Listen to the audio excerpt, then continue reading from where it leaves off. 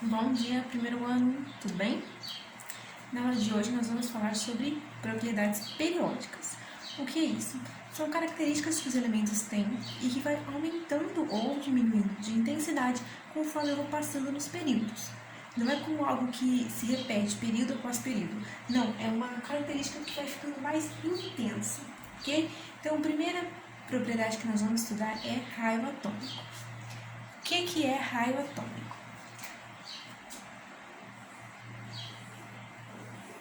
Eu tenho aqui o meu átomo. Quanto mais camadas eu ocupo, mais espaçoso ele vai ficando, não é verdade? Então, raio atômico é justamente o espaço entre o núcleo do átomo e a sua camada mais externa. Então, se eu tenho 7 camadas, eu tenho mais espaço entre a camada externa e o núcleo, ok?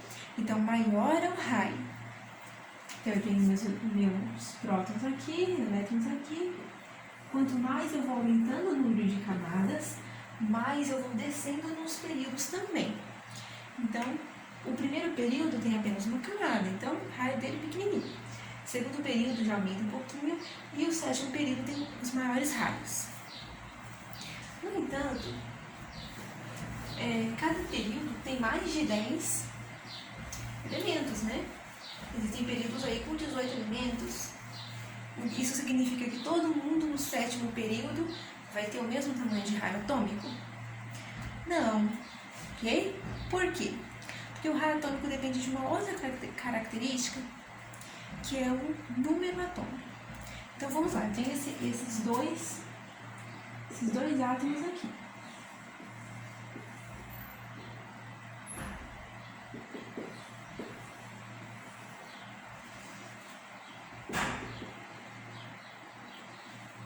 Esses dois átomos têm o mesmo número de camadas, 3 camadas, mas um é maior que o outro.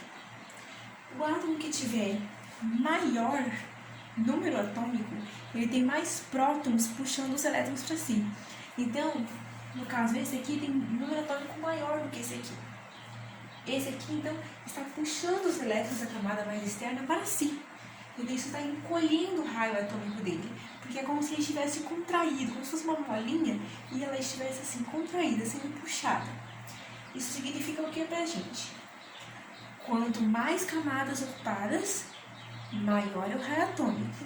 Mas, no mesmo período, ou seja, mesmo número de camadas ocupadas, quem tiver menos prótons, ou seja, quem tiver menor número atômico, tem o raio mais solto. Então, tem um raio maior. Isso significa pra gente esse sentido aqui de crescimento do raio. Pra cá, nos períodos, da direita para a esquerda, nos períodos, que diminui o número atômico, e de cima para baixo, nos grupos, porque aumenta o número de camadas ocupadas. Então, no caso, esse aqui é o frâncio. Aí aqui nós temos, vamos ver que elemento nós temos aqui. Nós temos o ráfio aqui, mais ou menos. O frâncio aqui e o ráfio aqui. Qual desses dois terá maior raio atômico? Esse aqui. Ok? Ok, falando agora de energia de ionização. O que é isso? É a energia necessária para arrancar um elétron de um átomo. E novamente a gente vai analisar a questão do núcleo, porque o núcleo é como se fosse uma molinha, um imazinho que fica puxando os elétrons para ele. Então, a gente já viu que quanto mais à nossa esquerda, maior é o raio atômico. Quanto maior é o raio atômico, mais distante os elétrons estão do núcleo. Vamos fazer uma representação fácil aqui.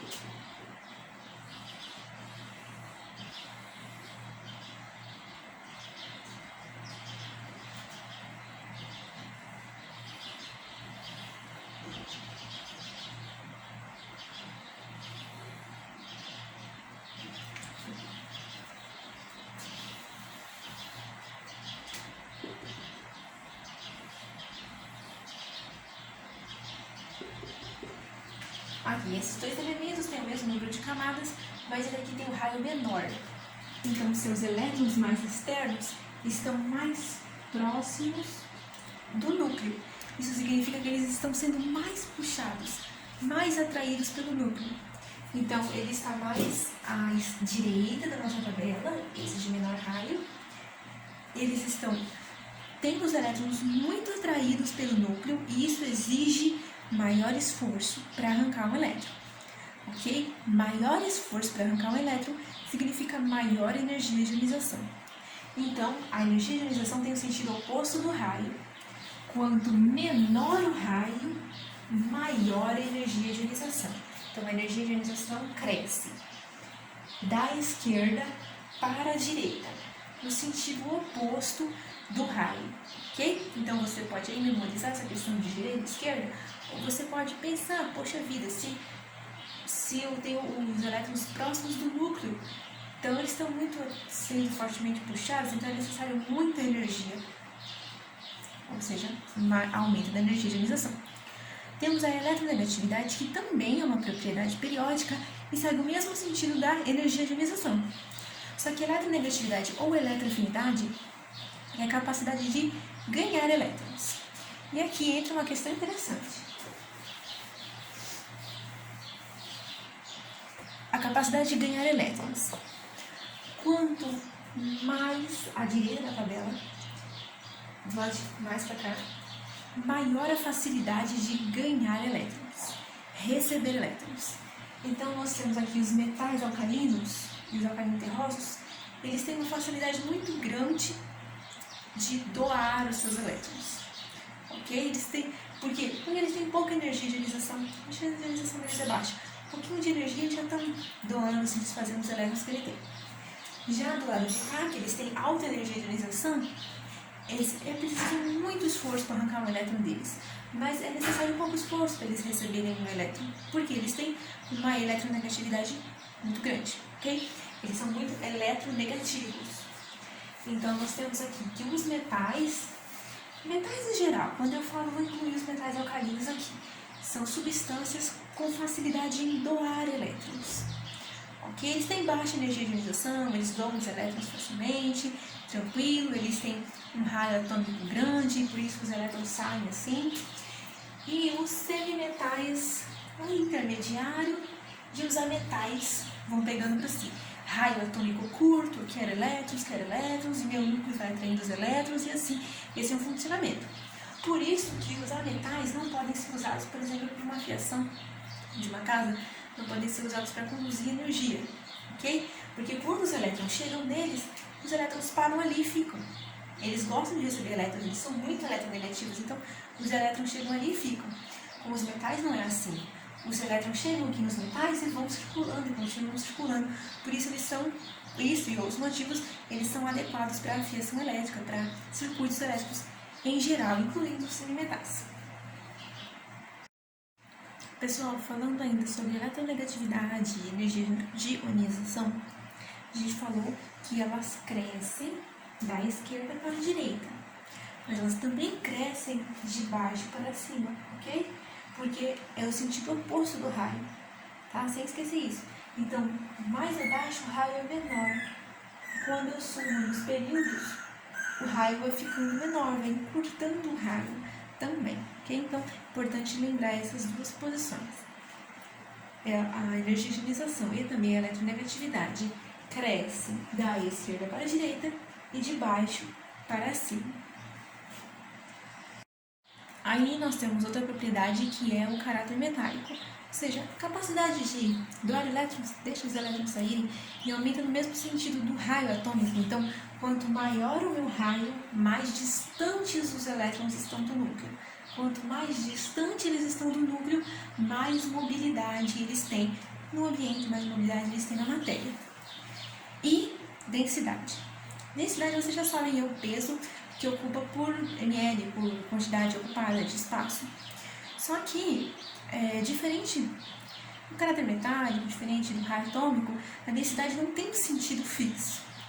Porque a densidade é interessante que ela aumenta das laterais da tabela para o meio e de cima para baixo. Ou seja, é mais uma medida de centrão. Vai mais para cá, das laterais para o meio e de cima para baixo. E aí aqui no meio, como sendo mais denso, ou um dos mais densos, Nós temos o elemento ósmio, ok? Que tem alta densidade. É um metal de altíssima densidade em comparação aos outros. Era usado, né, na época que se fazia aquelas penas que tinham um biquinho de metal, que se escrevia antes da caneta esferográfica. Elas eram feitas de ósmio, porque elas eram pontas pesadas, então a pena ficava mais agradável de manusear. Então é isso aí, pessoal, propriedades periódicas. Sempre lembrando disso, resumam aí. Quanto maior o meu raio, mais distante os meus elétrons estão do núcleo. Então, eles estão sendo menos atraídos, estão recebendo menos influência do núcleo. Então, eles estão mais soltos, estão mais liberados para sair de um átomo para o outro. Por isso, quanto maior o raio, menor a energia de ionização, porque é preciso pouco esforço para fazer o elétron sair, ok? E quanto maior o raio, menor a eletronegatividade, ou seja, menor a capacidade de receber elétrons. E quanto maior o raio, ainda falando, maior o caráter metálico, porque maior a capacidade de fazer os elétrons fluírem para outros átomos, para outra matéria.